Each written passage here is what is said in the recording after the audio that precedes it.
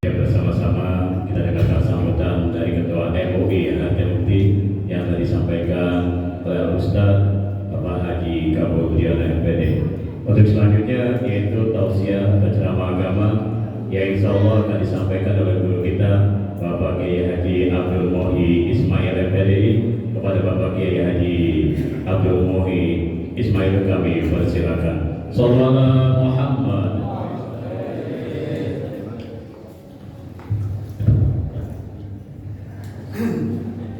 Assalamualaikum warahmatullahi wabarakatuh.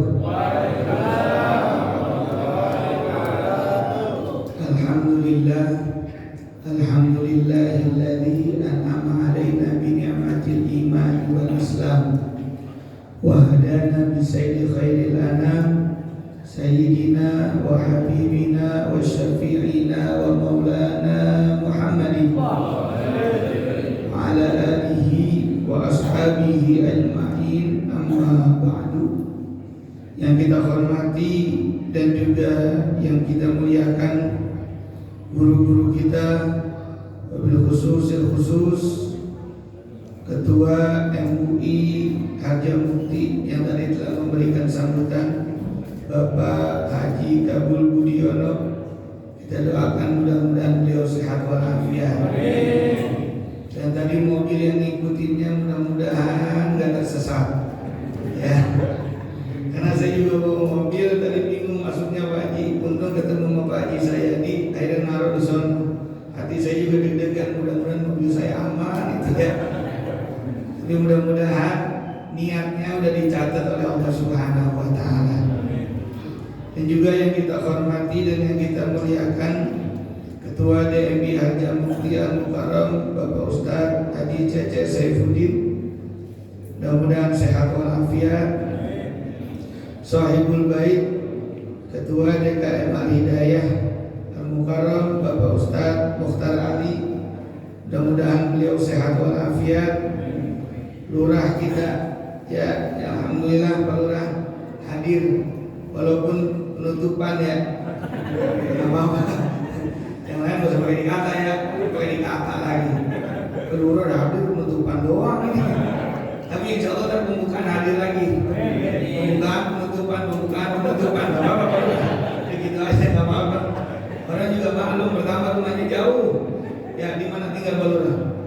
Wah itu alasannya tepat banget. Tidak bisa hadir, jauh. Ya. Tapi yang iya kejauhan. Tapi yang penting mah supportnya sampai ya. Itu yang penting. Tapi kita doain Pak Lurah biar sehat walafiat. Dan juga yang saya hormati Ketua Subuh Gabungan RW 1278 ya, Al-Mukarram Bapak Ustadz Sahrin. Kita doakan mudah-mudahan beliau sehat walafiat. Saya bangun tidur suara saya rada-rada hilang Pak. Cuma saya mikirin aja nih Ustaz Sahrin kalau kagak datang dipantunin saya. Gitu.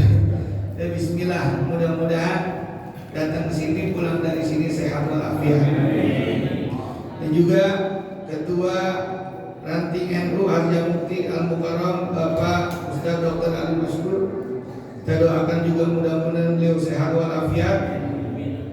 Ketua RW 02 Bapak Taslim, RW sehat. Ketua RT 03 Bapak Niman. Di mana? Oh di luar.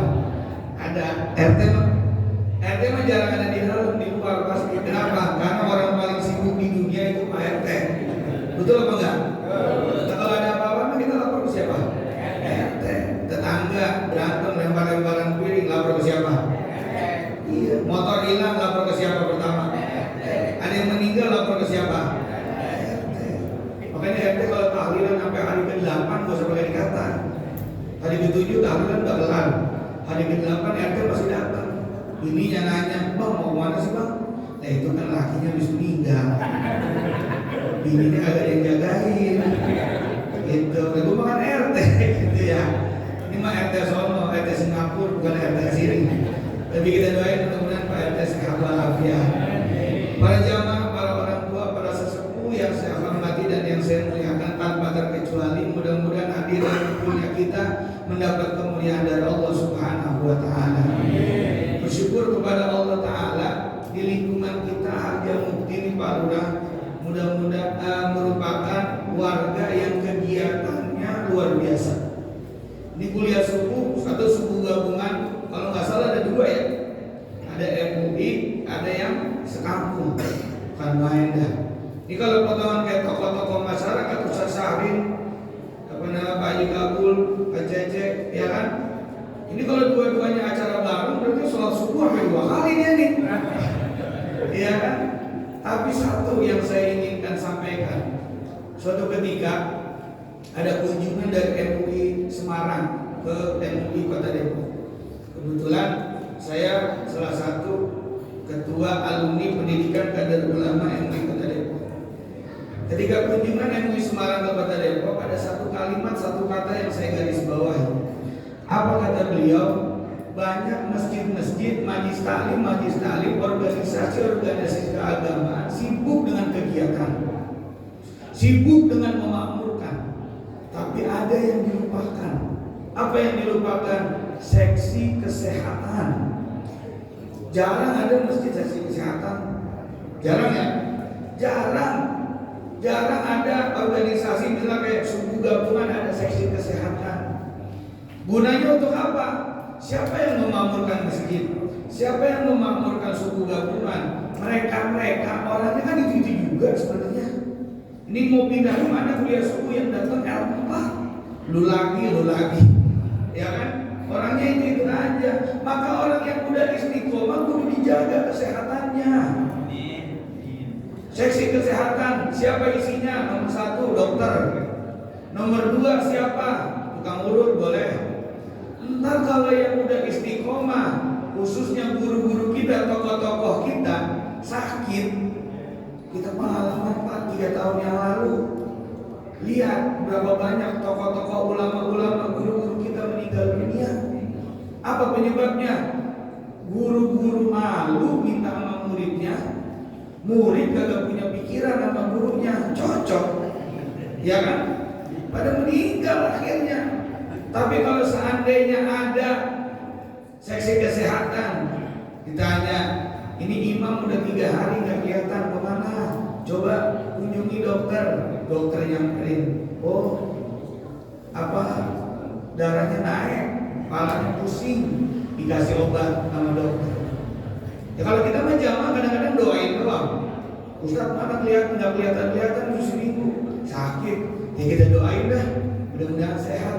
Cakep apa enggak? Ya cakep, ya cuma berobat kan bisa pakai doa. Ya, dan Ustaz berobat, dokter saya mau berobat, ya semuanya 150, ya dari jamaahnya doa doang ini gimana bisa apa kagak? Kata dokter, ya udah nih resepnya doa nih Pak ya, tembus doa semuanya. Nah kan perlu pakai duit ya. Nah, iya, ini yang harus jangan ditinggalin. Perhatian kepada guru-guru kita. Kenapa? Karena mereka yang menjadi paku-paku di kampung kita. Suku gabungan kalau nggak ada tokoh-tokoh kagak enak Pak, garing rasanya. Betul apa enggak? Makanya saya pesan yang minimal mudah-mudahan ini guru-guru ini semuanya yang daftarin asuransi semuanya, ya kan?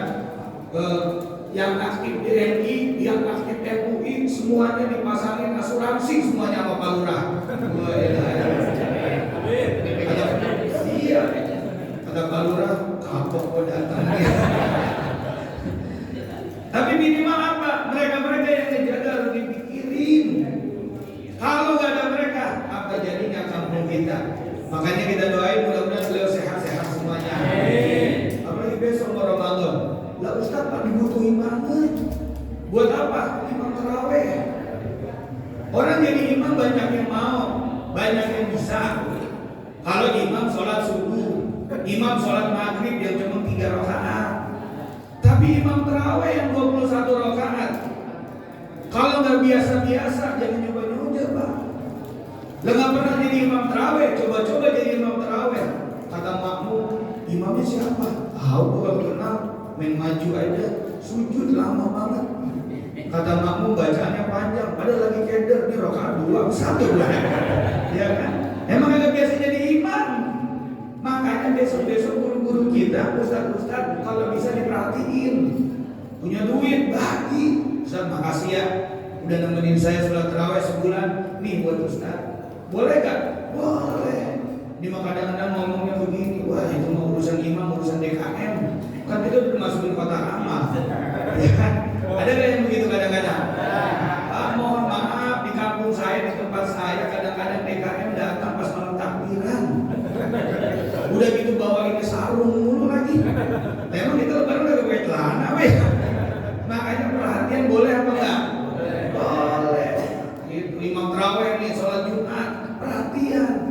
Khotib siapa khotib? Ustaz Syahrir, kasih 3 juta. Jam 8 udah sampai dia. Kata mertua, ada apa Ustaz? Gue takut ketinggalan, aku jam 8 gue sampai aja. Gue berhan dulu dah. Ini yang kadang-kadang perhatiannya kita kurang. Orang bangun masjid, bangun mushola gampang. Yang susah apa? Bagaimana memperdayakan isi yang ada di dalamnya. Betul apa enggak?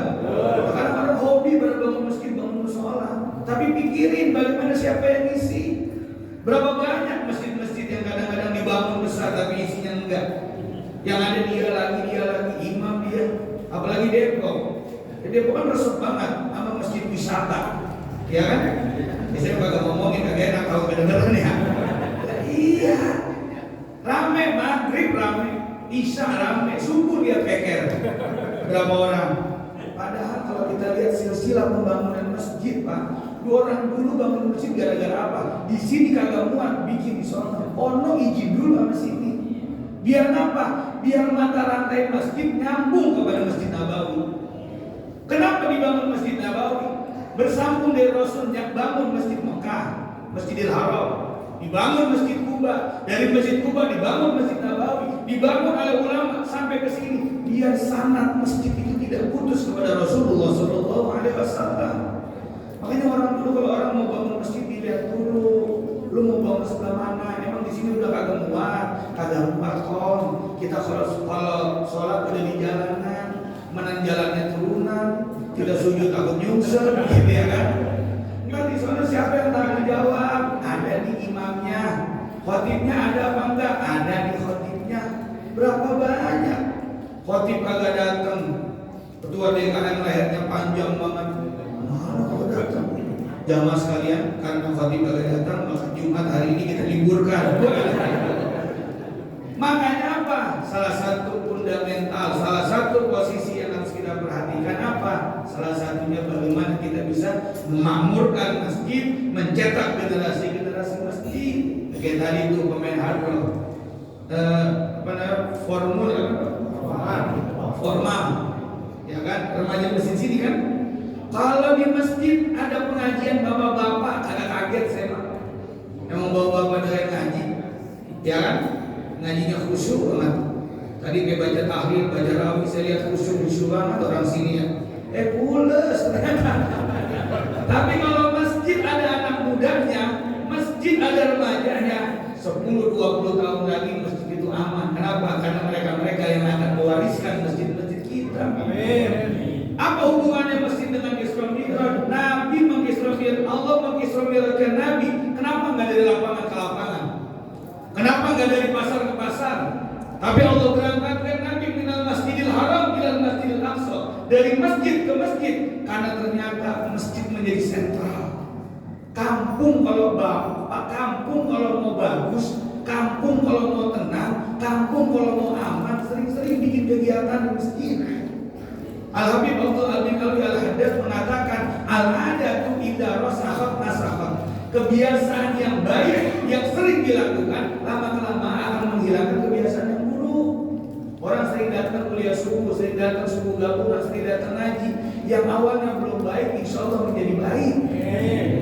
Dia malu karena ngelakuin maksiat. Contoh, sering datang kuliah subuh, kemana-mana pakai peci, ada hajatan, ya kan?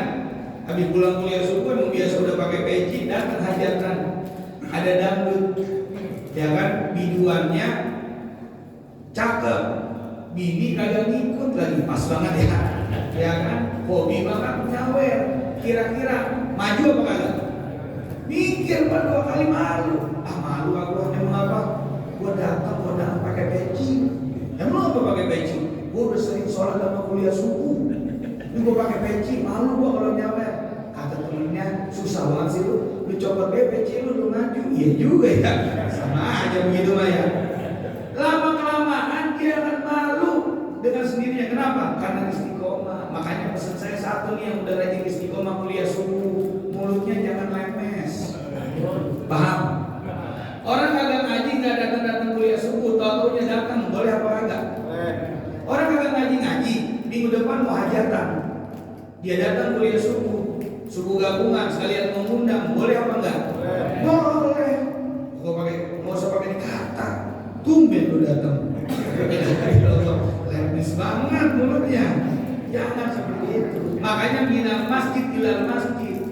Yang kedua, Isra wal Mi'raj Nabi Muhammad SAW mendapatkan perintah sholat. Kenapa? Saya mau tanya sama bapak jawab dalam hati aja. Sholat ini sebenarnya kewajiban apa kebutuhan? Dalam hati aja Pak. Ya. Kewajiban apa kebutuhan? Kalau dibilang wajib memang perintah Allah. Kalau dibilang kebutuhan, orang yang nggak sholat hidupnya akan besar. Maka sholat menjadi kebutuhan untuk kita, untuk komunikasi kita kepada Allah Subhanahu wa Ta'ala. Pak, sambil dimakan aja Pak. Snacknya nggak apa-apa, yang penting punya saya mutaati ini. Ya udah, masing-masing aja, tinggal di depan aja. Kalau udah boleh nih, murah aja, nggak apa-apa. Kemana melototin saya aja. Nggak apa-apa, sambilan. Kenapa? Karena sholat menjadi solusi dalam kehidupan kita. Apa contohnya? Dulu mudanya ahli maksiat, dulu mudanya banyak dosa. Bagaimana mau mensucikan diri kepada Allah? Ada sholat tobat.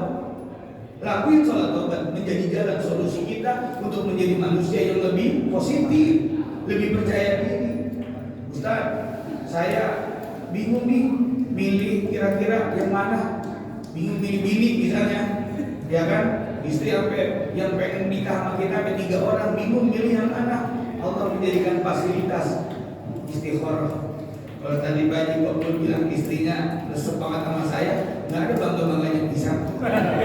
Tapi kalau anaknya baru saya pikirin dan 2 kali dari itu. Kalau anaknya saya pikirin 2 kali gitu. Maka sholat menjadi solusi Pak. Makanya orang Indonesia, maaf, kalau yang bunuh diri di orang Indonesia yang Muslim bisa dihitung Pak, nggak sering. Di Jepang, tahu Jepang? Tahu gak Jepang? Cibubur belok kanan dikit situ. Di Jepang Pak, intensitas orang bunuh diri itu tinggi. Kenapa mereka tinggi? Karena intensitas kerja mereka itu luar biasa. Saking seringnya kerja, mereka sering stres. Kalau kita stres punya masalah, kita bisa ngadu sama Tuhan. Kita bisa ngadu sama Allah. Punya masalah, leasing mau datang besok pagi, motor mobil mau dicabut, kita doa sama Allah sambil nangis, minimal hati plong. Tapi mobil tarik juga lah. Ya Allah. Nabi Musa aja 40 tahun Pak doa, ini baru seminggu. Gitu. Tapi kalau mau doa Pak, utang, kalau Bapak punya utang, pengen nggak utang-utangnya lunas? Bayar. Iyalah, dipikirin dong maka nggak lunas ya. Di Jepang, saking banyaknya orang bunuh diri sampai disediain 1 kebun. Di Jepang itu Pak, kalau Bapak bunuh diri, keluarga Bapak yang denda. Gitu. Ya, kalau Bapak bunuh diri, tabrak kereta, keluarga Bapak yang kena denda. Saking banyak yang bunuh diri, disediakan 1 hutan, namanya hutan Okigahara kalau nggak salah. Saya juga belum pernah ke sono. Ya kan? Saya baca di internet. Ya, aku bener. Masuk situ boleh mati, nggak kena denda. Kenapa mereka begitu? Kalau kita orang Islam punya masalah bisa doa malam. Orang Jepang agamanya apa? Shinto. Shinto Tuhannya apa? Matahari. Matahari adanya kapan? Siang. Itu juga kalau udah mendung. Kalau mendung berarti Tuhan libur ya. Dari hari lu nungguin dari malam. Ya Allah, ya Tuhan, besok pagi saya mau ketemu, mau ngadu. Mendung. Tuhan mana Tuhan ya? Makanya kita menjadi orang Islam enak. Makanya Bapak kalau diuji cobaan apapun, bilang ngomong sama Allah. Contoh, Bapak punya istri galak, udah galak cerewet, ya kan? Ngadu sama Allah. Ya Allah, saya punya istri galak banget ya Allah. tapi ntar di akhirat bapak nggak bakal disiksa. Kenapa? Karena di dunia udah tersiksa banget. Ya Allah, tapi terima aja Pak, ya syukuri aja. Kenapa? Karena segala sesuatu yang kita punya, yang bikin kita nggak tenang itu kita kurang bersyukur. Syukur apa sih? Al-farahul hasil. Senangin sama yang kita punya, jangan yang orang lain punya. Bapak punya istri galak, syukuri. Syukurin. Maksudnya terima. Gak usah pakai niat ini orang, resep banget sama bini orang. Bang, itu enak banget ya. Apaan? Gua kalau lewat rumah lu, gua tuh bini lu senyum mulu. Asal lagi nyapu, gua bilang permisi, dia senyum. Kita iri sama dia. Apa kata dia? Enakan bapak. Lah, gimana bini gua galak? Bapak bini galak bisa ngobrol. Bini saya senyum mulu, emang kupingnya budel. Enak. Makanya sholat kita jadikan sebuah komunikasi. Kita komunikasi kepada Allah agar hidup kita tenang. Kalau hari ini kita gersang, kalau hari ini kita punya masalah, kita sholat Pak minta sama Allah. Siapa yang gak punya masalah? Kelihatannya doang kan kita ini menonton, ya kan? Senderan tenang. Siapa yang gak punya masalah? Ya kan? Ada tadi yang datang dari sini jam 3 subuh, jam 3 subuh udah nyampe ke masjid. Luar biasa solehnya. Emang apa? Sama bininya kagak boleh tidur di dalam. Tapi mudah-mudahan dengan sholat Allah memberikan solusi buat kita semuanya. Amin ya Allah. Ini saja yang dapat saya sampaikan. Karena udah jam 6:30 lewat. Saya tahu perasaan Bapak semuanya. Apa? Lama ini. Karena dua Pak, kunci ceramah itu nggak boleh lama. Pertama, ceramah pernikahan itu jangan lama-lama. Biasa udah ngeliatin piring ya kan, betul apa enggak? Yang kedua, jangan ceramah lama-lama di depan orang yang perutnya lapar. Iya, kenapa? Kupingnya kemana tahu, matanya melotot ke kita. Mudah-mudahan sedikit ada yang saya sampaikan ada manfaatnya. Terima kasih kepada Sayyidul Baik, kepada panitia, kepada pengurus yang mempersilahkan saya untuk bicara di sini. Betul, alhamdulillah sebagai wakil ketua DPP Kota Depok saya bisa bersilaturahim. Dan di MUI Kecamatan saya sebagai sekretaris, di MUI Kota saya salah satu ketua pendidikan kader ulama MUI Kota Depok. Bisa silaturahim ke Kelurahan Hajal Mukti yang saya lihat aktif banget. Kenapa lihat aktif? Karena saya lihat status Ustaz Sahrim agak berhenti. Luar biasa.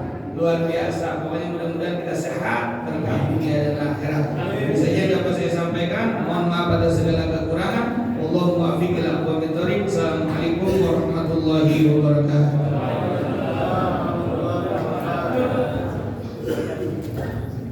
Alhamdulillah, baru saja bersama-sama kita dengarkan tausiah ceramah agama yang telah disampaikan oleh guru kita bersama Bapak Abdul Muhi Ismail MPDI.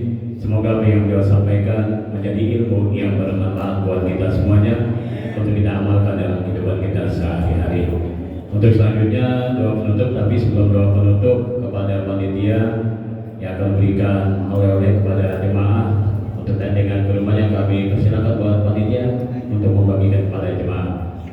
Salatullah